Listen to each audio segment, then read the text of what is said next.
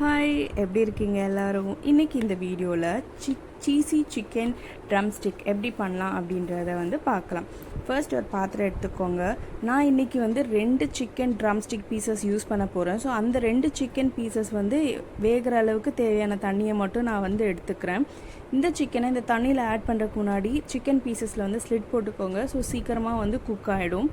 இந்த chicken pieces கூட நம்ம என்ன பண்ண போகிறோன்னா பூண்டு ஒரு 4 பல்லு, இஞ்சி 1 இன்ச் இஞ்சியும் 3ஆக கட் பண்ணதையும் போட்டுட்டு இந்த சிக்கனுக்கு தேவையான அளவு உப்பையும் ஆட் பண்ணி நல்லா இந்த சிக்கனை குக் பண்ணி எடுத்துக்கலாம்.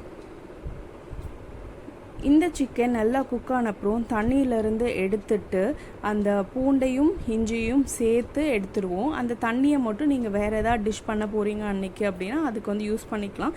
இதை வேஸ்ட் பண்ண தேவையில்லை. ஸோ இப்போ சிக்கன் நல்லா குக் ஆகிடுச்சு. இதை நம்ம இப்போ எடுத்துடலாம்.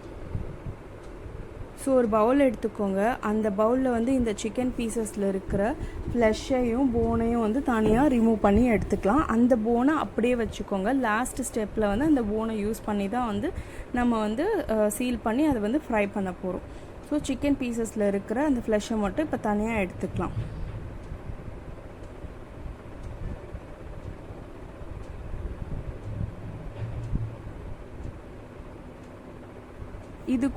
அது கூட வேக வச்சுருந்த அந்த பூண்டையும் இஞ்சியும் சேர்த்து அரைச்சி எடுத்துக்கலாம். இப்போ அரைச்சி எடுத்த சிக்கன் கூட நம்ம என்னென்ன ஆட் பண்ண போகிறோம்னா சீஸ், பொட்டேட்டோவை வேக வச்சு கிரேட் பண்ணி எடுத்து வச்சுருக்கேன். பெரிய வெங்காயத்தை சின்ன சின்னதாக குட்டியாக கட் பண்ணி வச்சுருக்கோம். அப்புறம் chilli powder, onion powder, chilli flakes, coriander powder, pepper powder, oregano, lemon. இது எல்லாத்தையும் அந்த அரைச்சி வச்சுருக்கிற சிக்கன் கூட நாம் இப்போ ஆட் பண்ணிக்கலாம். ஸோ அந்த சிக்கன் அரைச்சி வச்சுருக்க சிக்கன் எடுத்துகிட்டு இப்போ மேலே நான் சொன்ன எல்லா ஐட்டம்ஸையும் இது கூட ஆட் பண்ணி நல்லா மிக்ஸ் பண்ணிக்கலாம். ப்ளஸ் இதுக்கு தேவையான அளவு சால்ட் ஆல்ரெடி நம்ம சிக்கனில் ஆட் பண்ணியிருக்கோம் வேக வைக்கும்போது. இந்த வெங்காயம் இந்த மீதி இருக்கிற எல்லா மசாலாவுக்கும் எவ்வளோ சால்ட் தேவையோ அதுக்கேற்ற மாதிரி சால்ட்டை ஆட் பண்ணி இதை நல்லா பிசைஞ்சு எடுத்துக்கலாம். நான் காஷ்மீரி பெப்ரிக்கா பவுடர் தான் யூஸ் பண்ணியிருக்கேன். நீங்கள் வெறும் சில்லி பவுடர் கூட யூஸ் பண்ணிக்கலாம், காரம் சாப்பிடுவீங்க அப்படின்னா. இது கூட சீஸ் எவ்வளோ வேணுமோ நீங்கள் சீஸ் ஆட் பண்ணிக்கலாம். சீஸை நீங்கள் நிறைய ஓவர்லோட் பண்ணுறதுனால இன்னும் டேஸ்ட் அதிகமாக இருக்கும். ரொம்ப சீஸியாக இருக்கும். சிக்கன் சாப்பிடும்போது ரொம்ப நல்லாயிருக்கும்.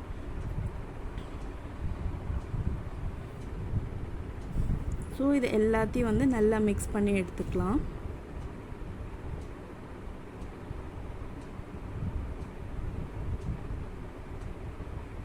அந்த சால்ட் ஈவனாக எல்லா இடத்துலையும் போகிற மாதிரி மிக்ஸ் பண்ணிக்கோங்க.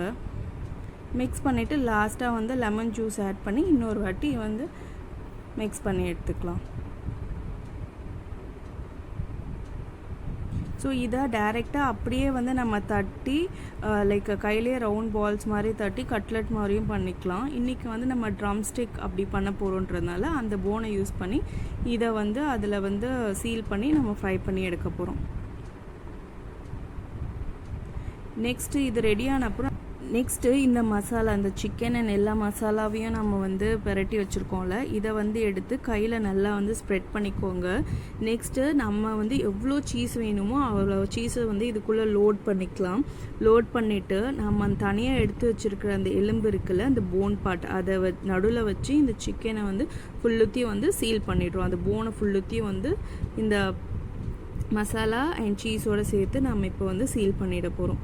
சீல் பண்ணிவிட்டு அது ஃபுல்லுத்தையும் கவர் பண்ணிட்ட அப்புறம் நம்ம மைதாவில் ஒரு வாட்டி கோட் பண்ணணும். நெக்ஸ்ட்டு முட்டையை நாம் அடித்து வச்சுருக்கோம்ல, அதில் ஒரு வாட்டி கோட் பண்ணிவிட்டு பிரெட் க்ரம்ஸில் போட்டு எடுத்துகிட்டு நம்ம ஃப்ரை பண்ணுறதுக்கு ரெடி பண்ணி வச்சுக்கலாம். இந்த 2 பீசஸையும் இந்த சேம் ஸ்டெப் ஃபாலோ பண்ணி நம்ம எடுத்து வச்சுக்கலாம்.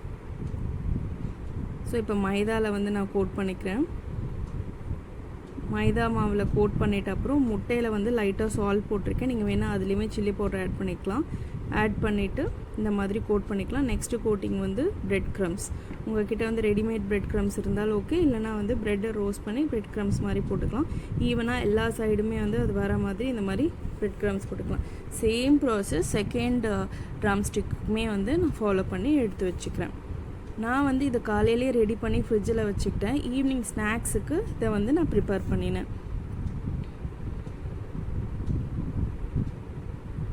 மீதி இருக்கிற அந்த கொஞ்சமான அந்த ஸ்டஃப் இருக்குல்ல, அந்த ஸ்டஃப்பை மட்டும் நான் கட்லெட் மாதிரி போட்டு எடுத்துகிட்டு அதுவுமே ரொம்ப நல்லா இருந்தது.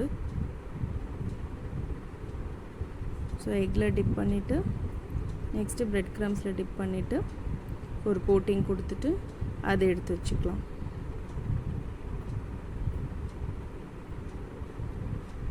ஸோ இப்போ 2 பீஸுமே வந்து ரெடி டு குக் அந்த ஸ்டேஜில் வந்து பண்ணி வச்சுருக்கோம். நான் இதை வந்து ஃப்ரிட்ஜில் எடுத்து வச்சுட்டு ஈவினிங் தான் வந்து குக் பண்ணினேன்.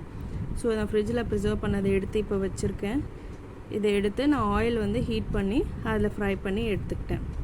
ரொம்ப நல்லா இருந்தது டேஸ்ட்டு. நீங்கள் அதை வந்து சாப்பிடும்போது அந்த சீஸி லேயர் வந்து உங்களுக்கு கிடைக்கும். ரொம்ப டேஸ்ட்டாக இருந்தது. கண்டிப்பாக வந்து ட்ரை பண்ணுங்கள். வெளியில் வந்து செம்ம கிறிஸ்பியாக இருந்தது. பிரெட் க்ரம்ஸ் வந்து ரொம்ப கிறிஸ்பியாக அந்த லேயர் வந்து ஃபார்ம் ஆகுறதுனால பிரெட் க்ரம்ஸ்னால ரொம்ப நல்லா இருந்தது. இந்த எண்ணெய் ஏன் இந்த கலரில் இருக்குது அப்படின்னா, நான் காலையில் வந்து பாப்கார்ன் சிக்கன் அதெல்லாம் வந்து பண்ணினேன். ஸோ அந்த வீடியோ பார்க்கல அப்படின்னா வந்து கண்டிப்பாக பாருங்கள். லிங்க் நான் டிஸ்கிரிப்ஷனில் தரேன். ஸோ இந்த ரெசிபி உங்களுக்கு பிடிச்சிருக்கு அப்படின்னா வந்து லைக் பண்ணுங்கள், ஷேர் பண்ணுங்கள் அண்ட் கமெண்ட் பண்ணுங்கள்.